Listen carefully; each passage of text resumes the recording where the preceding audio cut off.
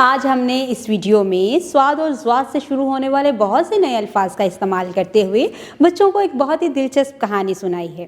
جب بھی آپ بچوں کو کوئی کہانی سنائیں تو اس کا انداز بالکل دلچسپ ہونا چاہیے تاکہ بچے آپ کی آواز کے اتراؤ چڑھاؤ اور الفاظ کی ادائیگی سے متاثر ہو کر اس کہانی کو غور سے سنیں۔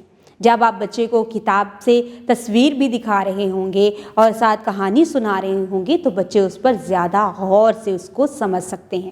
اس کے بعد بچوں سے کہیں کہ وہ کہانی کو خود پڑھیں اور آپ بچوں سے سوال پوچھیں۔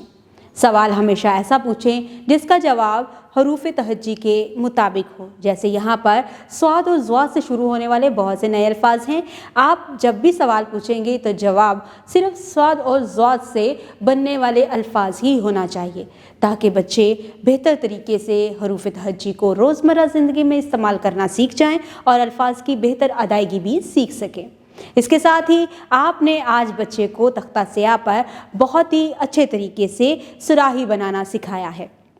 بچوں سے کہیں کہ اس سرگرمی کو بہت صاف ستھرے طریقے سے اپنی کاپیوں کے اوپر مکمل کریں۔ اس کے ساتھ ہی جوڑ سے توڑ کرنا بھی بچوں کو سکھائیں۔ جب بچے خالی خانوں کے اندر حروف تہجی لکھ رہے ہوں تو کوشش کریں کہ آپ بچوں کو آبزرو کر رہے ہوں اور آپ دیکھ رہے ہوں کہ بچے فارمیشن کے مطابق حروف تہجی کو لکھتے ہیں یا نہیں۔